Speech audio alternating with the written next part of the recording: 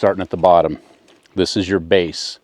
Notice that it's multi-directional. You can flip this 180, like to get it closer to a tire, or you can just take it off. If you've got like rock surface and you can find something to wedge it into, you can just pull this thing off. This is potentially the most handy tool in my kit. We saw that last night. This tool, and that's what it is, should not be feared, but it should be respected. Once you understand how it works, have a healthy respect for it, but know that this is just the Swiss Army tool of your recovery kit. This will lift, this will spread, this will clamp, this will winch. From the base, we've got the standard. These holes are all punched, okay? Base is a cast piece, large and small runner are cast, and the standard is a stamped piece of steel. All these holes are pushed in. You can tell what side they're pushing in from because the back side is a little bit more abrupt. It's a little sharper edge. So they're all that way. When you buy a new high lift jack, it's going to come with a couple of score marks down here. And that has been proof tested to 7,000 pounds twice. So we've got our base, we've got our standard. Standard is rated to 4,660 pounds at 48 inches and then 2,660 above it. This is a 60-inch jack. So the three most common sizes are 32, 48, and 60. I like the 60 because it gives me more room to play. But know this, above that 48-inch mark, the standard can start to bow. It'll start to just kind of wobble a little bit. That's why that rating goes way, way down above that 48-inch, okay? Top clamp clevis. This can be moved to the side and create a clamp. It can be moved to the bottom and create a spreader. So say we come up on a rollover and we need to push the A-pillar out, right? We can push the A-pillar out with this device. So fire trucks usually have one of these on board. Used to. Everything now is hydraulic. They plug it in, jaws of life, they go either way. So that's the way that rolls. Top clamp clevis. We have our large running gear. We have our small running gear. This is the nose of the jack. This is a proprietary uplift on the end of the jack, on the end of the nose. And notice we have this small hole here in the bottom. This is not structural. This is simply to help hold other tools on. This is a lift mate. See how it's got the hole in it? It's also got that slot across the face. That just fits on, and that uplift fits right through that hole. And then we can just put a clamp or a pin through here and keep that on the jack so it doesn't fall off. I don't run with them because, well, I just know how to use the stuff and I throw it on quick and get it done quick. Top clamp, or the upper running gear, is what holds this jack as it climbs. It cams. See the play in this?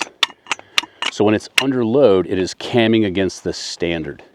And that's what keeps it kind of holding in place. The pins are there to move it up and down, but it's really the camming action that keeps this thing in place when it's climbing. Inside of our large and small running gear, we've got climbing pins, we've got climbing springs, and we've got crossbars. So those crossbars kind of slide in and out. Lubricate it very, very heavily with WD every time I use it.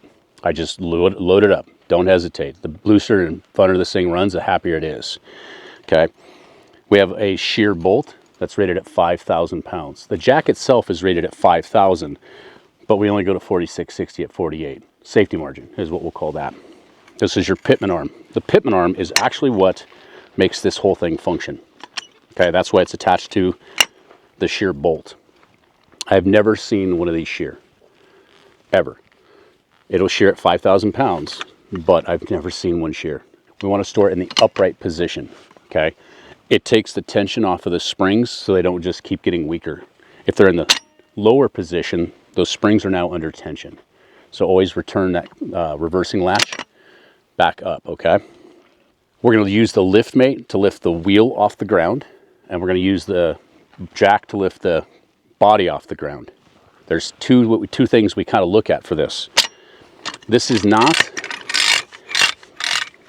a tire changing device, okay?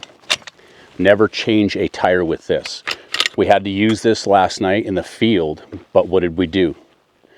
We lifted the wheel off of the ground. We had a tire that was unseated, off the wheel, and the axle was that far from the ground. So we had to lift that axle up with the wheel, And then we put cribbage right underneath that driver's side differential, which is nice and strong, to give us the elevation in order to get that wheel off safely. As soon as that cribbage was in place, we dropped the jack, got it out of the way. So it's being supported by the cribbage. Take a break, take a 15-minute lunch, snack, whatever you want to do, water. Make sure the truck is not moving while that cribbage is under it holding it up before you get in there to pull the wheel off. Sometimes you can get it up high enough that your OEM jack, which is a good jack, it's a bottle jack, maybe fits at that point. And then you can put that jack on it and maybe get it up a little higher. But always make sure the foundation that you start on is solid. Never go under a vehicle that is supported by a high lift jack. Not hands, not arms, not anything. This is where that respect comes in. It is doing a heck of a big job for you, but it is a basic single piece of equipment that's vertical, this big, that's holding the whole truck up, or the corner of the truck. So never go under that. Use your factory supplied jack, cribbage, whatever you can think of. Out here in the field, things change constantly. We did 3 or 4 stuck assessments last night, because every time we'd do something, maybe it didn't work. Let's reassess, let's do something different. And we did that last night. We got the wheel off, wheel changed, back on the ground. Okay, let's just put it in 4 low. Let's lock in front and rears. Didn't go, because the belly was dragging the ground, the position that that truck was in. Cool. I couldn't get the high lift under the belly off of a rock slider because it was too close to the ground. So we went to the back.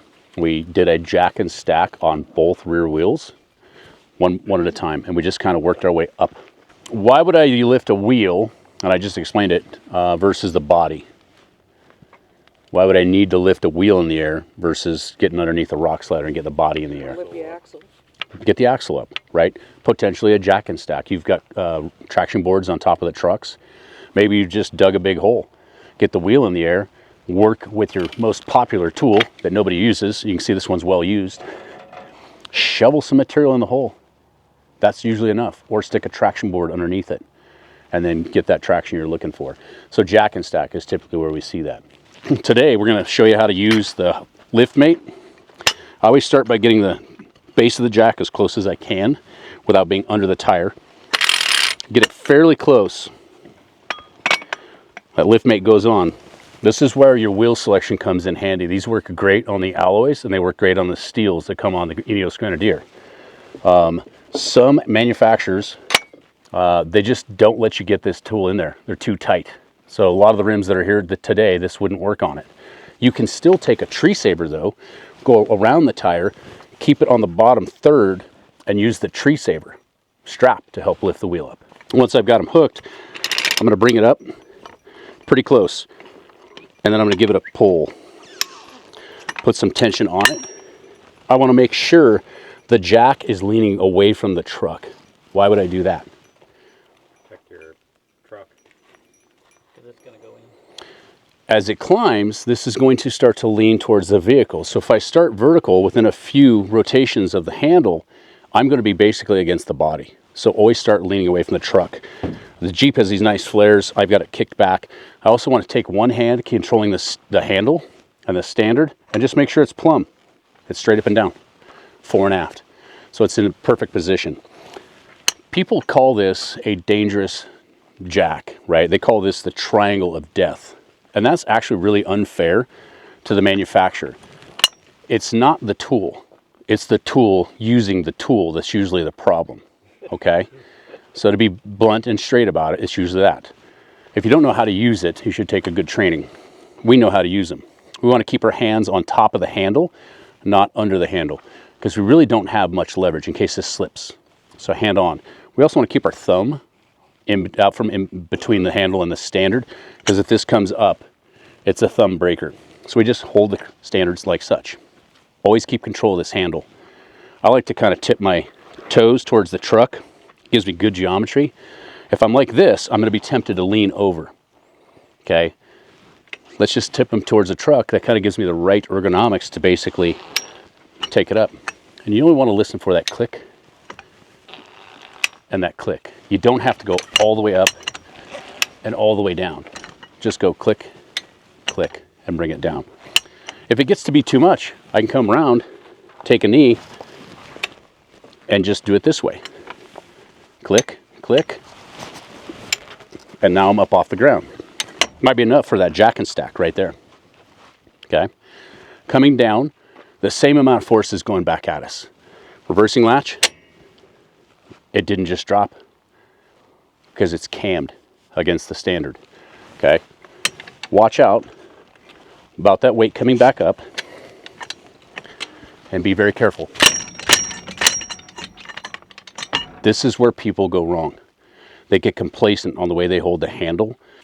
Once we're done, reversing latch comes up. We store this with the climbing gear up so we don't get dirt and debris in those springs.